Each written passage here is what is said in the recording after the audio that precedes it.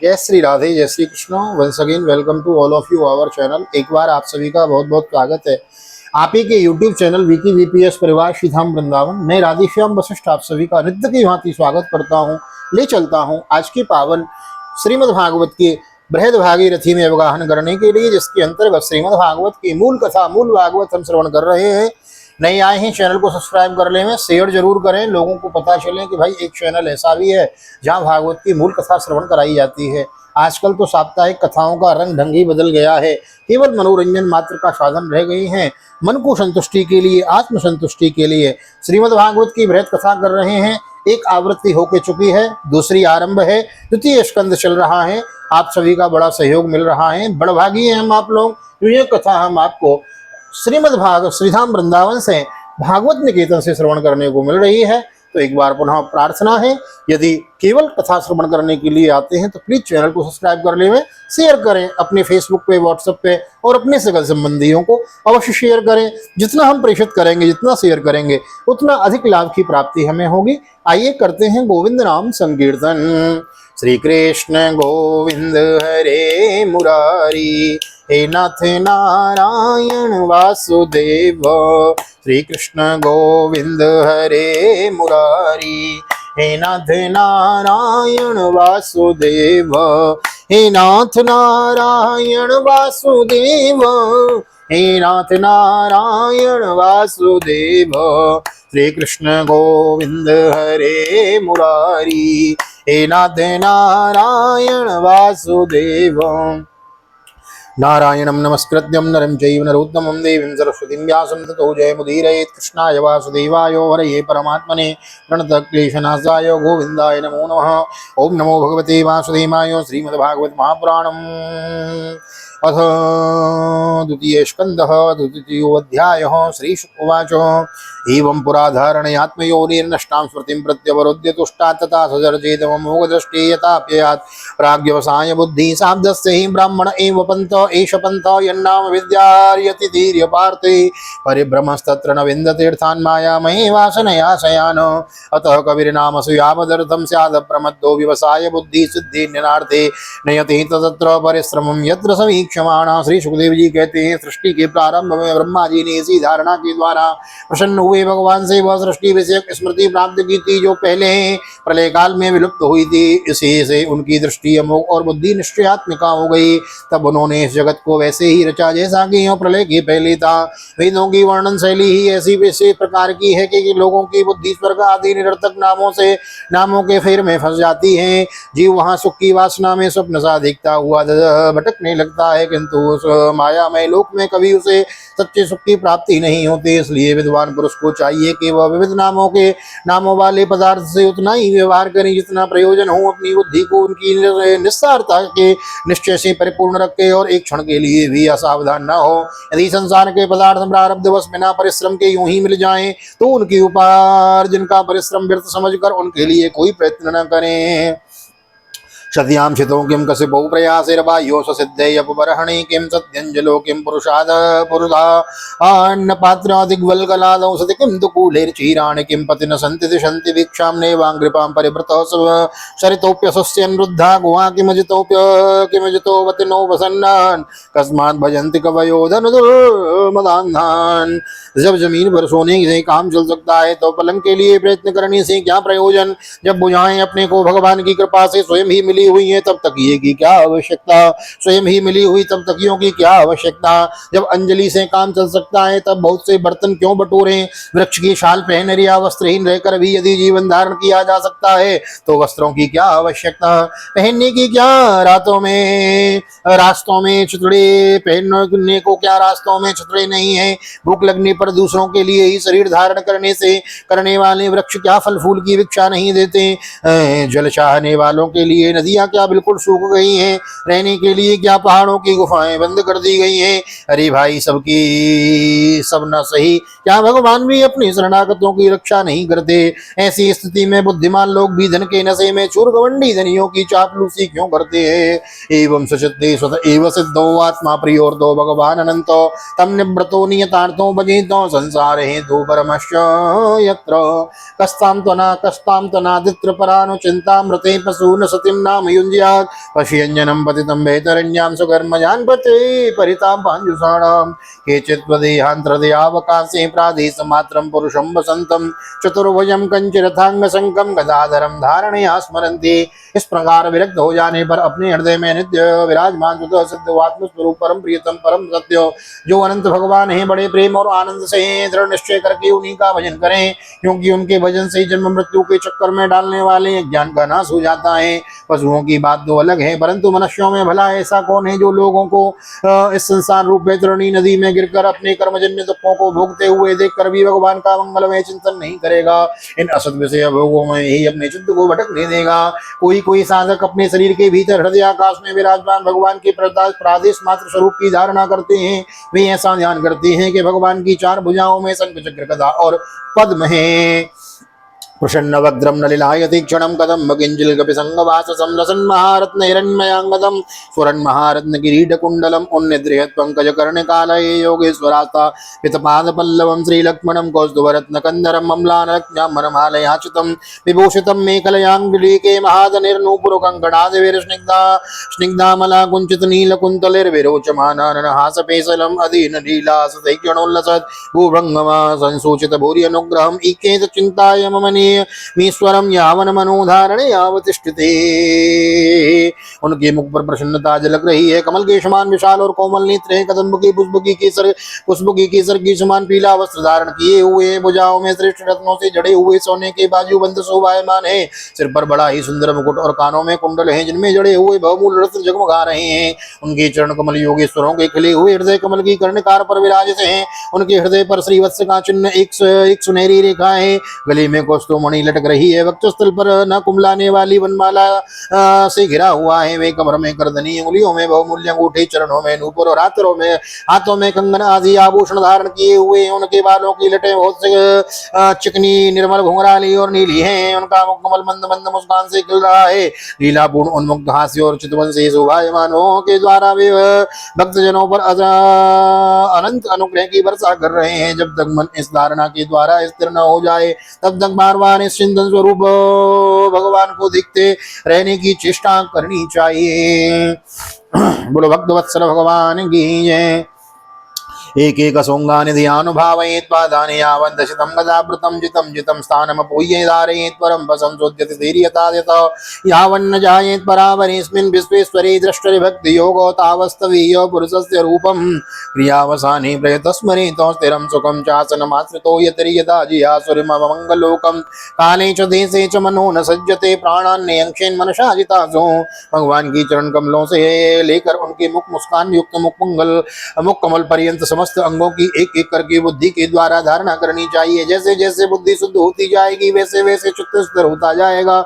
जब एक अंग का ध्यान ठीक ठीक होने लगेगा तब उसे छोड़कर दूसरे अंग का ध्यान करना चाहिए। ये विश्वेश्वर भगवान दृश्य नहीं दृष्टा है, सगुण निर्गुण और सब कुछ इन्हीं का स्वरूप है। जब तक इनमें अनन्य प्रेम में भक्ति योग न हो जाए तब तक साधक को नित्य नैमित्तिक कर्मों के बाद एकाग्रता से भगवान के उपयुक्त स्थूल रूप का ही चिंतन करना चाहिए। परीक्षित, जब योगी पुरुष इस मनुष्य लोक को छोड़ना चाहे तब देश और काल में मन को न लगाए, सुखपूर्वक स्थिर आसन से बैठकर प्राणों को जीतकर मन में इंद्रियों का संयम करें। तदनंतर अपनी निर्मल बुद्धि से मन को नियमित करके मन के साथ बुद्धि को चित्र में और चित्र को अंतरात्मा में लीन कर दे। फिर अंतरात्मा को परमात्मा में लीन करके धीर पूर्वक उस परम शांति में अवस्था में स्थिर हो जाए। फिर उसके लिए कोई कर्तव्य शेष नहीं रहता। मन सुबुद्ध्यात्मलया निशम्योचिद्रज्ञेताम्यनेन आत्मानमात्मन्योरुन्ध्य धीरो लब्धोपशान्तिरविरमित कृत्यात्मयंत्र कालो निमिषां परं प्रभो कुतो नु देवा जगताम्य ईश्वरेण यत्र सत्त्वं न रजस्तमश्च न वै विकारो न महान् प्रधानं परं पदं वैष्णव मामनन्ति तदयन्नेति नेति चक्षवो विसृज्य दोरात्मनन्य सौव्रतार्धोपगुरुयार्य पदं पदे पदे।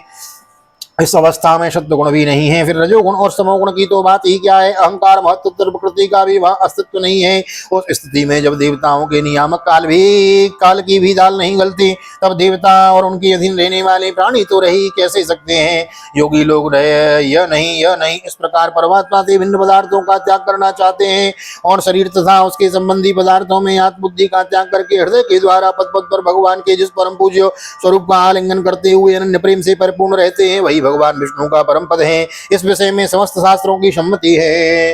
इदं मुनिस्तो परमेदव व्यवस्थितो विज्ञान दृग्वीर्य सुरंदिताशयो स्वपार्श्वेना पीड्यगुदं ततो निलं तानि सुषट्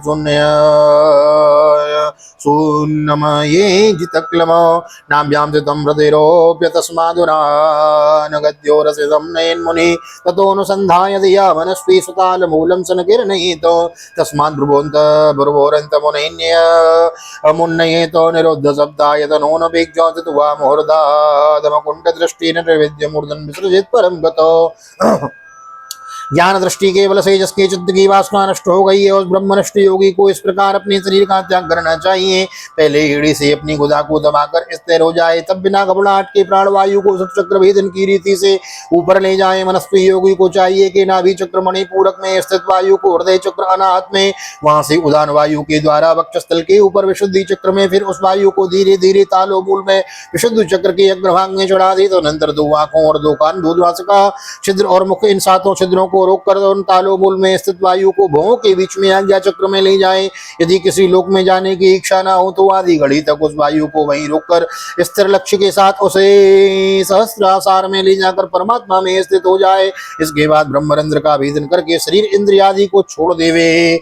यदि प्रयास्यान्नपपारमेष्टं वैयासनानामुत यद विहारम अष्टाधिपत्यं गुणसन्निवाये सहैव गक्षेन्मनसेन्द्रियेषु योगेश्वराणां गतिमाहुरन्तो वै स्त्रीलोक्यापवनान्तरात्मनो न कर्मभिस्तां गतिमाप्नुवन्ति विद्यातपो योगशमाधिभाजां विश्वानरं याति विहाय सागतो सुसुम्नया ब्रह्मपदेन शोचिसो विदूतकलकोत हरेरुदस्तात् याति चक्रं नृपसेषुमारम्। परीक्षित, यदि योगी की इच्छा हो तो मैं ब्रह्मलोक में जाऊं तो 8 सिद्धियां प्राप्त करके आकाशचारी सिद्धों के साथ विहार करूं अथवा त्रिगुणमय ब्रह्मांड के किसी भी प्रदेश में विचरण करूं तो उसे मन और इंद्रियों को साथ ही लेकर शरीर से निकलना चाहिए। योगियों का शरीर वायु की भांति सूक्ष्म होता है। उपासना, तपस्या, योग और ज्ञान का सेवन करने वाले योगियों को त्रिलोकी के बाहर और भीतर सर्वत्र स्वच्छंद रूप से विचरण करने का अधिकार होता है। केवल कर्मों के द्वारा इस प्रकार भी रोक टोक विचरण नहीं हो सकता। परीक्षित, योगी ज्योतिर्मय मार्ग सुषुम्ना के द्वारा जब ब्रह्मलोक के लिए प्रस्थान करता है तब पहले वे आकाश मार्ग से अग्निलोक में जाता है। वहां उसके बचे कुचे मल भी जल जाते हैं। उसके बाद वह वहां से ऊपर भगवान श्री हरि के सुषुमार नामक ज्योतिर्मय चक्र पर पहुंचता है। तद विश्वनाभिम तदेवर्त्य विष्णोरणीयसां विरजेन आत्मने गौ नमस्कृतं ब्रह्मविदामुपेते कल्पायसो यद् विबुधारमन्ते अदो अनन्तस्य मुखानलेनो दन्दयमानं स निरीक्ष्य विश्वं निर्याति सिद्धेश्वर जुष्टधिष्ण्यं यद्वै परार्धं तदुपारमेष्टं न यत्र शोको न जरा न मृत्युर्नातिर्न चोद्विग्रते कुतश्चित् यच्चित्तदुङ्गं कृपया निदं वेदां दुरन्त दुःख प्रभावानुदर्शनात्। भगवान विष्णु का यह सुषुमार चक्र विश्व ब्रह्मांड के भ्रमण का केंद्र है। उसका अतिक्रमण करके अत्यंत सूक्ष्म एवं निर्मल शरीर से वह अकेला ही महलों में महर लोक में जाता है। वह लोक ब्रह्मवेत्ताओं के द्वारा भी वंदित है और उसमें कल्प पर्यंत जीवित रहने वाले देवता विहार करते रहते हैं। फिर जब प्रलय का समय आता है तब नीचे के लोगों को शेष के मुख से निकली हुई आग के द्वारा भस्म होते देख वह ब्रह्मलोक में चला जाता है। इस ब्रह्मलोक में बड़े बड़े सिद्धेश्वर विमानों पर निवास करते हैं। उस ब्रह्मलोक की आयु ब्रह्मा की आयु के समान ही दो परार्थ की है। वहां ना शोक है, ना दुख है, ना बुढ़ापा है, ना मृत्यु है। वहां किसी प्रकार का उद्वेग या भय तो है ही कैसे सकता है। यदि वहां दुख है तो केवल एक बात का, वह यही के परम पद के न जानने वाले लोगों की जन्म मृत्यु में अत्यंत और संकटों को देखकर दयावश वहां के लोगों के मन में बड़ी व्यथा होती है। ततो विशेषं प्रतिपद्य निर्भयं तेनात्मनो तेनात्मना पूर्णमूर्तिरतुवरन् ज्योतिर्मयो वायुमुपेत्य काले व्याय्यात्मना कं बृहदात्मलिङ्गं घ्राणेन ग्रन्थं रसनेन वैरसं रूपं च तु दृष्ट्या सुसनं त्वचैव श्रोत्रेण चोपेत्य नभो गुणत्वं प्राणेन चाकूतिमुपैति योगी सत्यलोक में पहुंचने के पश्चात वह योगी निर्भय होकर अपने सूक्ष्म शरीर को पृथ्वी से मिला देता है और फिर उतावली न करते हुए 7 आवरणों को भेदन करता है। पृथ्वी रूप से जल को और जल रूप से अग्निमय आवरणों को प्राप्त होकर वह ज्योतिर्रूप से वायु रूप आवरण में आ जाता है और वहां से समय पर ब्रह्म की अनंतता का बोध करने वाले आकाश रूप का आवरण को प्राप्त करता है। इस प्रकार स्थूल और आवरणों को पार करते हुए उस समय इंद्रियां भी अपने सूक्ष्म अधिष्ठान में लीन हो जाती हैं। घ्राण इंद्रिय गंध तन मात्रा में, रसना रस तन मात्रा में, नेत्र रूप तन मात्रा में, त्वचा स्पर्श तन मात्रा में, श्रोत्र शब्द तन मात्रा में और कर्मेंद्रियां अपनी अपनी क्रिया शक्तियों में मिलकर अपने अपने सूक्ष्म स्वरूप को प्राप्त हो जाती हैं। स्वभूत सूक्ष्मेन्द्रिय सन्निकर्षम मनोमयम देवमयम विकार्यम संसाध्य गतिया सहते नयाति विज्ञान सत्वं गुण सन्निरोधम तेनात्मनात्मानमुपैति शांतम आनंदमयो वसाने एतां गतिं भागवतीं गतो यो स वै पुनर्नि विसंजति गो। इस प्रकार योगी पंचभूतों के स्थूल सूक्ष्म आवरणों को पार करके अहंकार में प्रवेश करता है। वहां सूक्ष्म भूतों का तामस अहंकार में, इंद्रियों को राजस अहंकार में तथा मन और इंद्रियों के अधिष्ठाता देवताओं को सात्विक अहंकार में लीन कर देता है। इसके बाद अहंकार के सहित लय रूप गति के द्वारा महत्व में प्रवेश करके अंत में समस्त गुणों के लय स्थान प्रकृति रूप आवरण में जा मिलता है। परीक्षित महाप्रलय के समय प्रकृति रूप आवरण का भी लय हो जाने पर वह योगी स्वयं आनंद स्वरूप होकर अपने उस निरावरण रूप से आनंद स्वरूप शांत परमात्मा को प्राप्त हो जाता है, जिसे इस भगवन्मयी गति की प्राप्ति हो जाती है और फिर इस संसार में नहीं आना पड़ता। एते श्रुति ते नृपवेद गीते त्वया विपृष्टे सनातने च ये वै पुरा ब्रह्मण आह प्रश्नो आराधितो भगवान् वासुदेव न यतोऽन्य शिव पंथा विशदो संस्कृतावयो वासुदेवे भगवती भक्तयोगो यतो भवेत् भगवानो ब्रह्मकार्ष्णेन त्रिन्वीक्षो मनीषयो तदद्य पश्येत् कूटस्थो रतिरात्मन्यतो भवेतो। परीक्षित, तुमने जो पूछा था उसके उत्तर में मैंने वेदुक द्विविध सनातन मार्ग, सद्यो मुक्ति और क्रम मुक्ति का तुमसे वर्णन किया। पहले ब्रह्मा जी ने भगवान वासुदेव की आराधना करके उनसे जो प्रश्न किया था तब उन्होंने उत्तर में इन्हीं दोनों मार्गों की बात ब्रह्मा जी से कही थी। संसार चक्र में पड़े हुए मनुष्य के लिए जिस साधन के द्वारा उसे भगवान श्री कृष्ण की अनन्य प्रेम में व्यक्ति प्राप्त हो जाए उसके अतिरिक्त और भी कोई कल्याणकारी मार्ग नहीं है। भगवान ब्रह्मा ने एकाग्र चित्र से सारे वेदों का 3 बार अनुशीलन करके अपनी बुद्धि से निश्चय किया कि जिससे सर्वात्मा भगवान श्री कृष्ण के प्रति अनन्य प्रेम प्राप्त हो वही सर्वश्रेष्ठ धर्म है। भगवान सर्वभूतेषु लक्षितः स्वात्मना हरि दृश्यैर्बुद्ध्यादिभिर् दृष्ट्वा लक्षणैरनुमापकैः तस्मात् सर्वात्मना राजन् हरि सर्वत्र सर्वदा श्रोतव्य कीर्तितव्यश्च स्मर्तव्यो भगवन्नाम। समस्त चर अचर प्राणियों में उनकी आत्मा रूप से भगवान श्री कृष्ण ही लक्षित होते हैं, क्योंकि ये बुद्धि आदि दृश्य पदार्थ उनका अनुमान करने वाले लक्षण हैं।